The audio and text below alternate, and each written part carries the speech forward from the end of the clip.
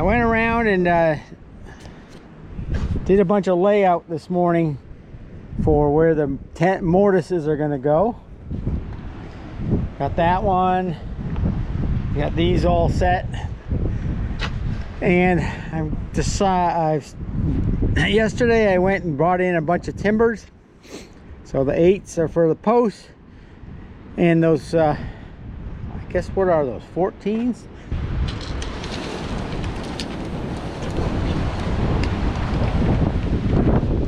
Yeah, these are 16s. So, oh boy, get out of there. Oh. Really? No, really. First step is to cut these posts and then build these short walls here. I'm going to use these 16 footers as the top plate. And they'll have scarves in them. Yeah. So that's what's happening. So I'm gonna start the process.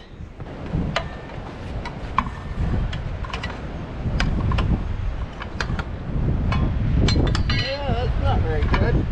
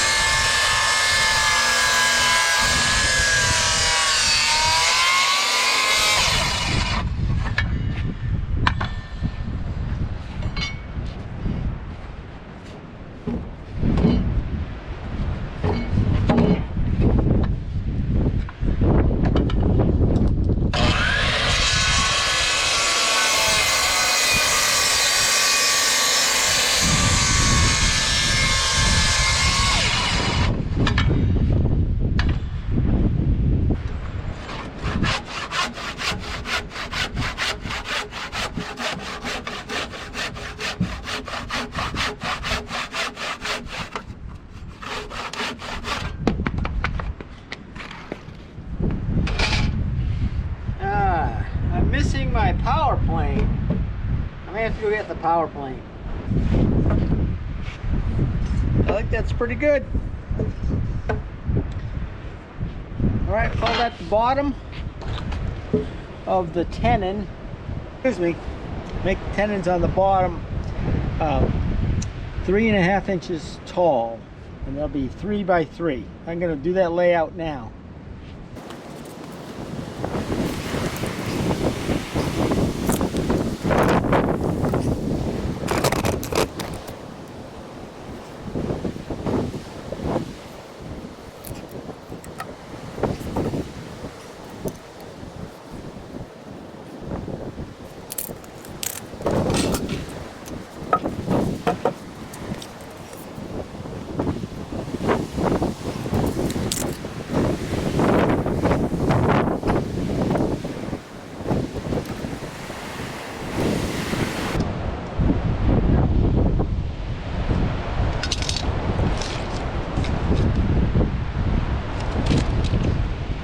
Alright, gotta cut the rest of that off and we'll have our tenon.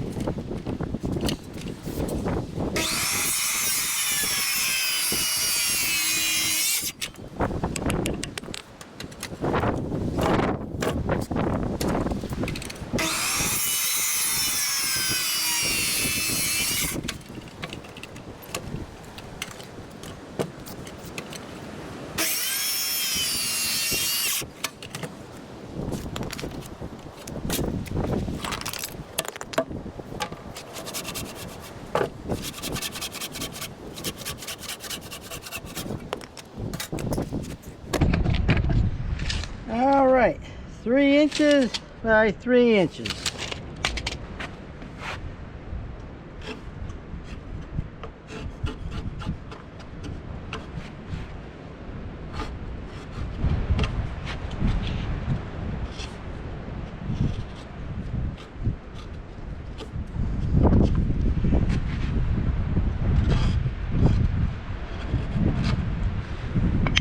Right, there's one.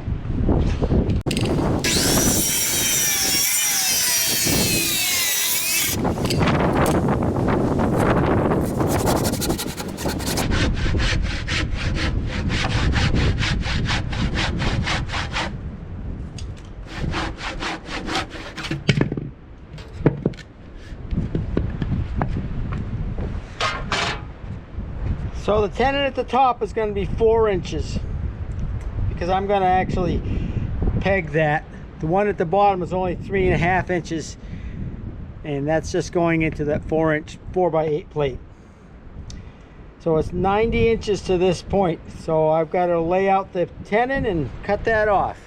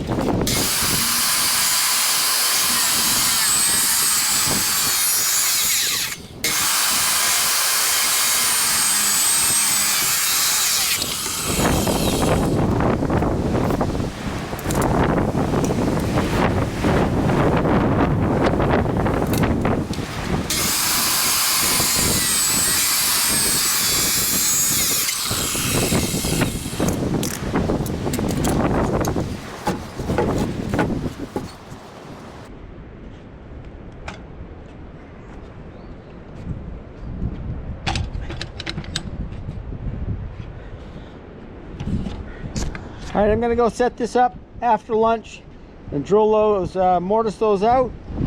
That'll be the first post done.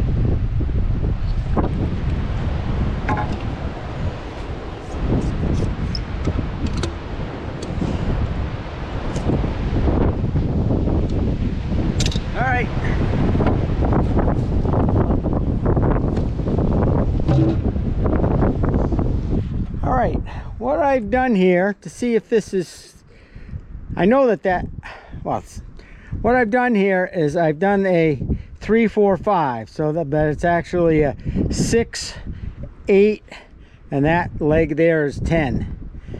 And lo and behold, it is perfectly square. I thought it was pretty close, but it's actually perfect. Now the reason why I wanted to do that is because I am making some braces.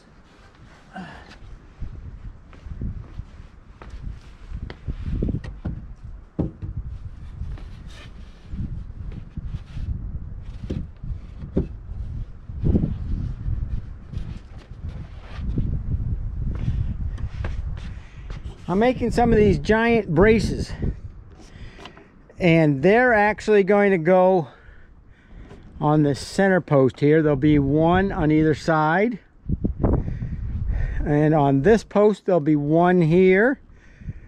On that post there'll be one over there, and there'll be 2 on that one over there.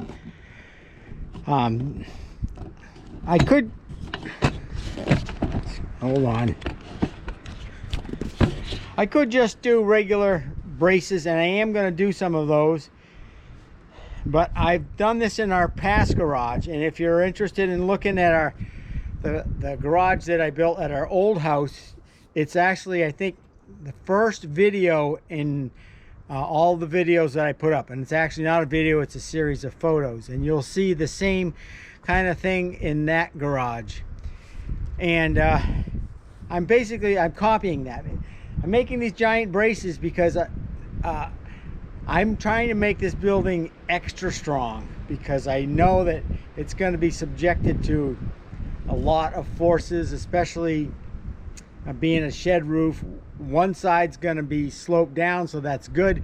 The other side is going to act like a big umbrella, catch all kinds of wind. So I'm just trying to make this as strong as I can. So that's what I'm doing. So anyway, I wanted to check to see if this was square, so that I could make this brace, which I did. And now I'm going to actually measure from this point to the corner and that point to the corner and get it.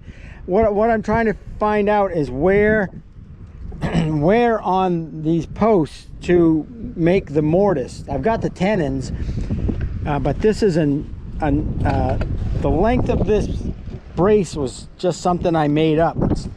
I can't look it up, and I suppose I could use trigonometry, but I'm not good at math. So what is it? A squared plus b squared equals c squared, the Pythagorean theorem. But anyway, it's just as easy to make a full-size one and lay it out in this perfectly square corner, and I'll come up with the same thing without doing any math. So that's what I'm doing, no math.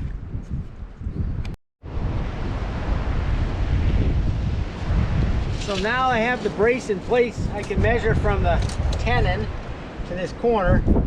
I get 63 3/4, and look at that, 63 3/4. So that's the number. That's how far I want to go from the bottom of the post to the top of the brace pocket. That's the number. Just as easy. You can't screw it up this way, because I can screw stuff up. So anyways, that's what I'm going with, 63 3/4. Now I got the brace made. I have the post made. This post goes there, but didn't know the location of the brace, so now I know it. 63 3/4. I can lay it out, do the mortises on either side, and that post is done.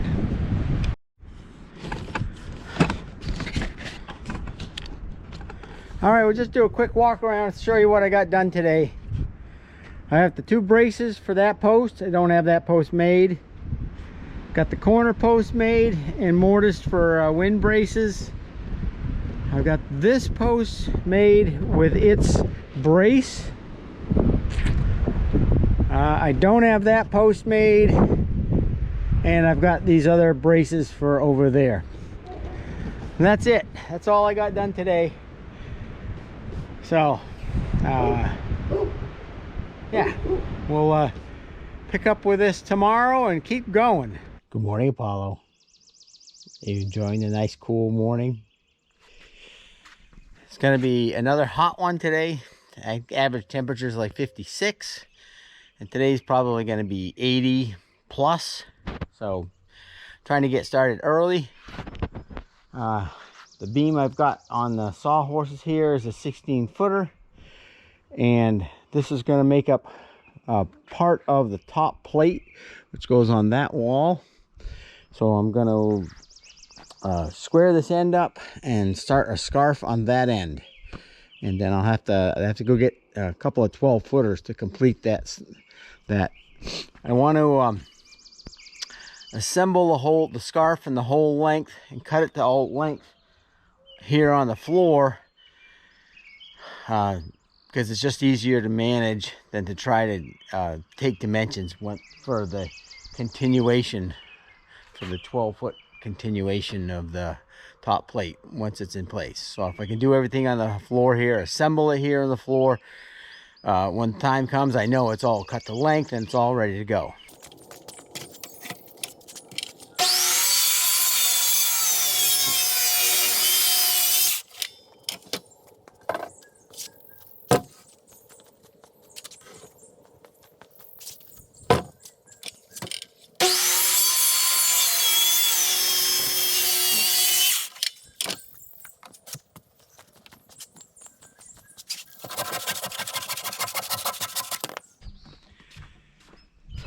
So I'm going to cut one end of the scarf here. I think I'll just put you on, I think I'll just put it on time lapse, because I have to figure out, in one of the barn build videos, I did a really detailed filming and description of cutting scarves, and it's going to be the exact same thing. So I'll put that in here as to where, if you want all the details, you can go to that video and watch it, and I'll figure what that is and put that in there.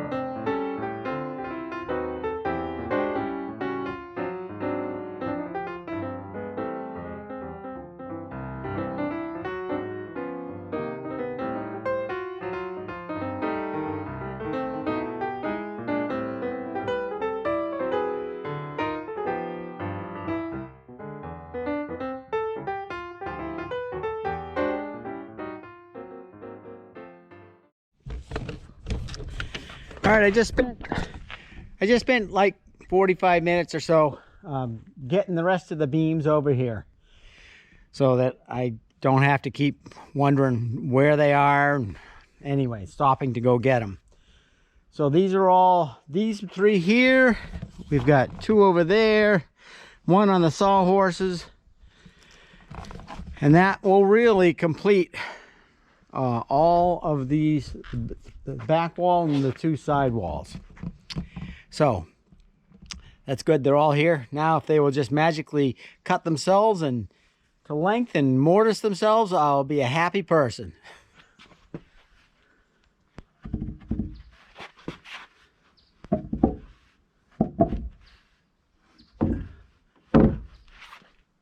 I've got some wedges to make, and then I'll kerf those joints, pull it all together, and then I can measure the exact length and cut that off.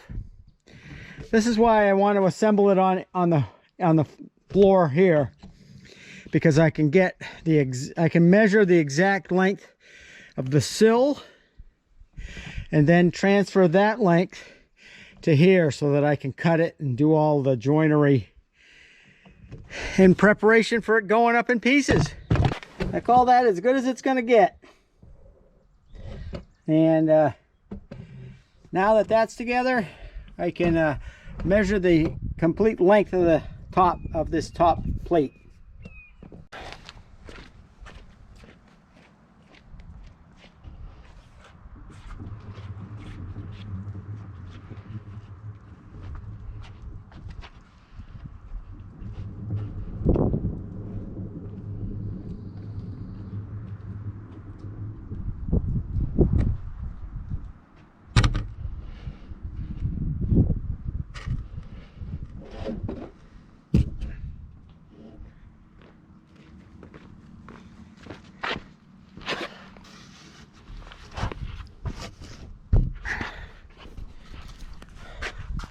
You want beams? I got beams. Those are all beams for the back top plate. Hopefully I'll get this piece scarfed onto there today, and we'll have the two side top plates done. All right, it's the end of the day, and you can see I got the two plates, the two sidewall plates done. So I figure 2 more days and then I can start putting stuff up. Take me 2 days to get the back plate done and whatever braces and pegs I need to make. It's finally not in the mid 80s or whatever. I'm just not used to that temperature yet, and so it's not raining, so I'm out here trying to get stuff done. This morning I just cut this half dovetail lap joint, and what this is that this is, if you're standing in front of the building or the door, looking at the doors, this is the back left top plate here. The back right top, the back plate starts here and goes to the right, and it's going to be notched into this. I've got to do some kind of a joint that ties these together, and that's what I've come up with. So the back plate, this one, this 8x8, will notch over this, and am I doing this right? It's got to come down another inch. Somehow we have to end up with 6 inches here. I might not have done this quite right.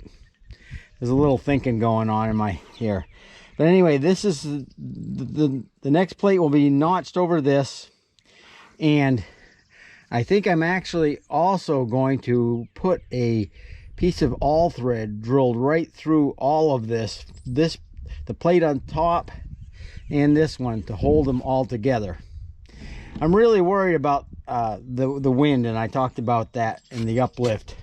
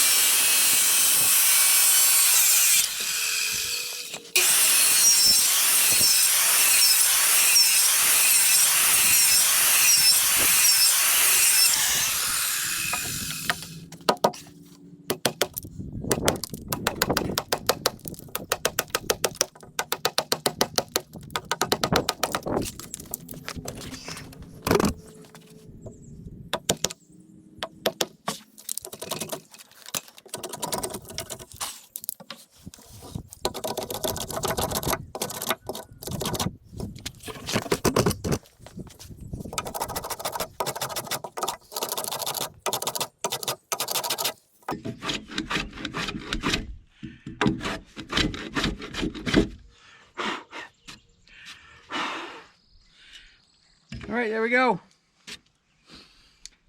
This plate is done. Let's move on to the big, these plates here, this 20 footer and these two 12 footers make up the back top plate.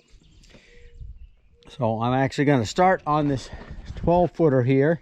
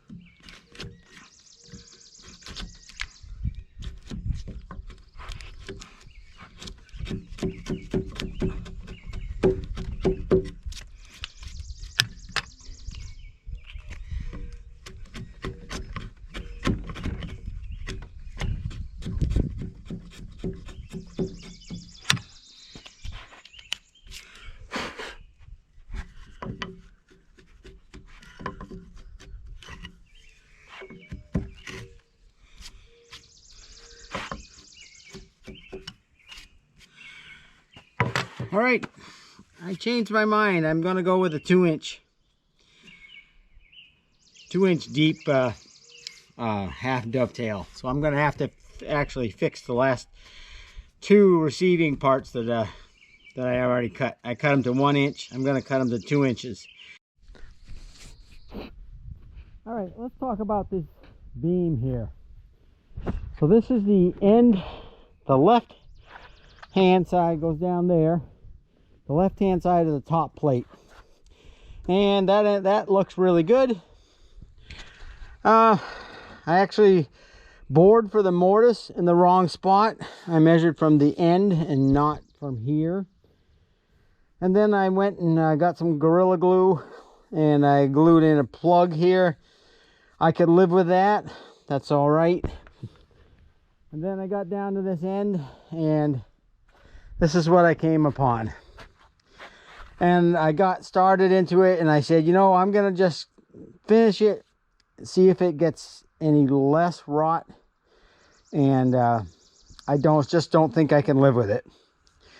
I mean, it's just, yeah, I want to cut that out of there. But the problem is I can't cut this any shorter. It's a 14 footer and I need, yeah, so I'm gonna have to go into the pile. I have extra 16 footers. I don't have any more 14 footers. Get a 16 footer and make this whole thing again. Now I have a section in our woods where the soil is really thin down to a ledge, and every tree I've cut on that has had red rot.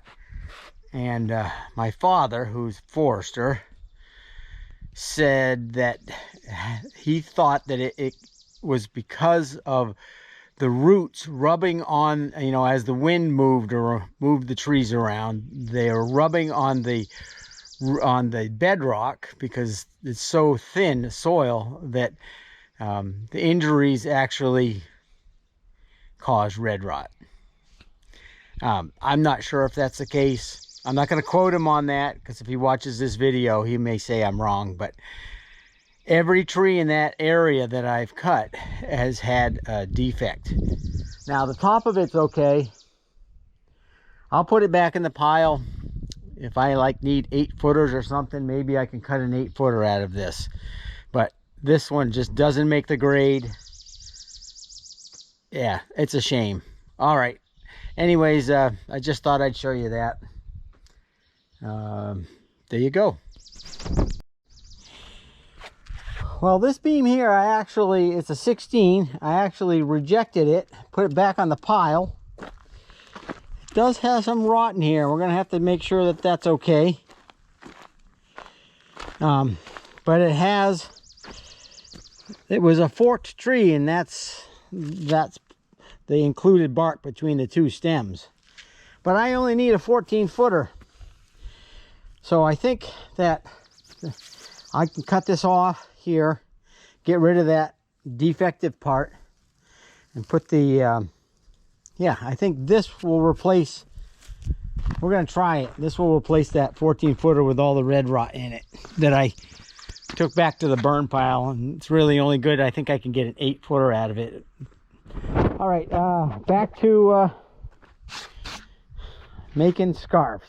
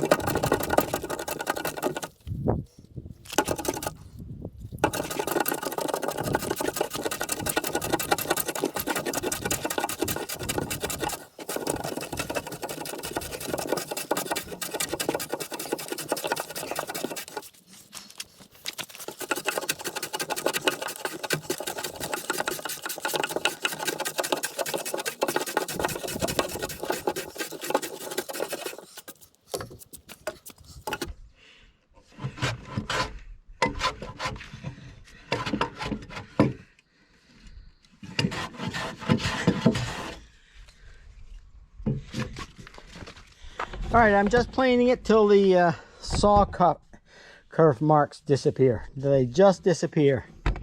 That one's done. All right, it's the end of the day for me. I'm just about finished cleaning up. This is the back top plate. And of course there's a piece missing, and that is what's on the sawhorse. I already made one of them, but it had too much rot in it, so I had to throw it out. All right, it's gonna rain for another couple of days, so I'll be back in a few days. I mean, I have to get in there. You have to get in there. I have to be on that side of the machine. Well, you said you wanted to do it. Do not film this. I would never film this. Don't show this to Dad. Why? Matt, you're going to put your glasses on so that you have some protection. Okay. And I have to...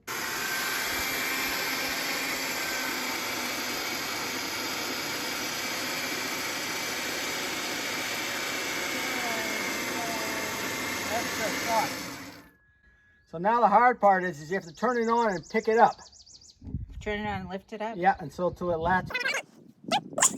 Pay no attention to the person with the camera. Do I have to start lifting before I turn it on? No, you won't be able to pull it out. You got to turn it on and then let it. Okay, let's go. You want to keep going? You want to do the rest of it? Just do one now more. That I have it on film? No, I'm fine. Okay, because the next step is twist it. So you gotta twist it like this. See what it just did? Now it's at an angle. Oh, yeah. Okay. Do you want me to do one more? Yep. Okay.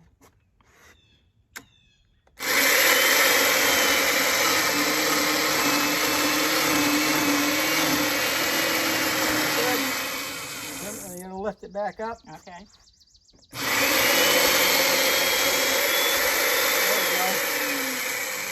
Now, push down with that hand and lift up with that hand. Do I do the thing? No, just twist it. Twist hard. Use your muscles. Oh, heck. Let's see. Uh-oh. I'm twisting. Move your fingers for a minute. Oh, I heard it click. Yep. Now you can do the last pass. It's getting hot. Come on, guys. Let's go. You've got to release that and turn it on.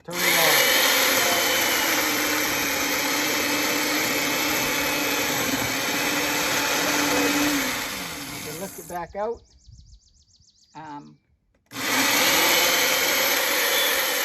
go. Good job, Mom. I gotta do one more pass over to that line, and then I have to do some chiseling.